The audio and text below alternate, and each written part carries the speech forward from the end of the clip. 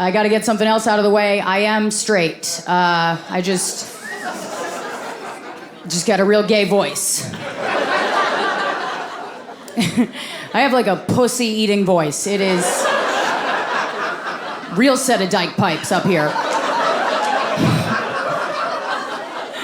I have the kind of voice where, like, if we met over the phone, you'd save the number in case you need a tire change. It's fucked up. It doesn't match my face at all. It's like, I feel like God did a rush job where he, like, put it all together, didn't press play. You know, none of it matched, and he just threw me out in the world with, like, John Goodman's voice box. And now I look like I'm in the Babysitter's Club, and I open my mouth, and you're like, oh, she sucked dick on a megabus for sure.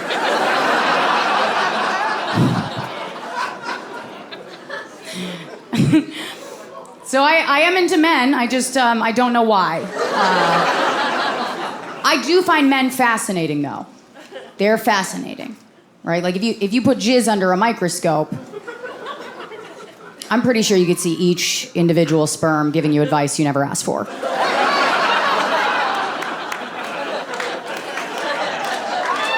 It's a fun fact. It is amazing to me the shit you guys think we don't know. All my life, I have been treated by men like an Alzheimer's patient that got loose and needs to be returned to her home. That is the vibe. I've gotten that my whole life. I had a man explain to me what paint does. Not in some scientific way. I mean, I walked into a paint store, which would suggest I know where the fuck I am. I wasn't asking where to sign up for bingo. I wasn't like, is this Benjamin Moore's house? I walked in, I hand him a can of paint over the register. He goes, all right, you're gonna wanna put this on the wall. I was like, yeah, I'm not gonna shampoo my dog with it. What? Am I wearing a fucking helmet right now? What's going on?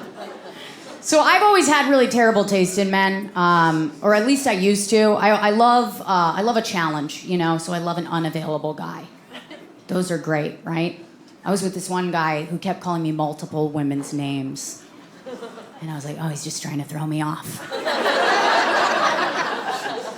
I was like, if you think your emotional distance is gonna push me away. I had an absent father. I've trained my whole life for this. I'm like a succulent. I thrive on neglect. Let's do this, bitch. Put me in the windowsill for 3 years. I'll never die. After him, I went out with this guy who was an abusive alcoholic, which is a very tough combo, right? Especially for him, because he was always like way too drunk to land a punch. Don't get me wrong, I was just like, I'm already enabling you. Like, do I have to fucking lean in? Let's get it together, whiskey fists. I should have seen that one coming. I really should have. I mean, he had a fedora collection, so. Yeah, if you're dating a man that dresses like Johnny Depp in the 90s, I'm looking at you, buddy. You're gonna catch one. You are. Duck and cover, bitch. It's coming. When it does, you're gonna feel like you walked into a wind chime. You're like, how many bracelets are you fucking wearing? Did you go to Claire's? What?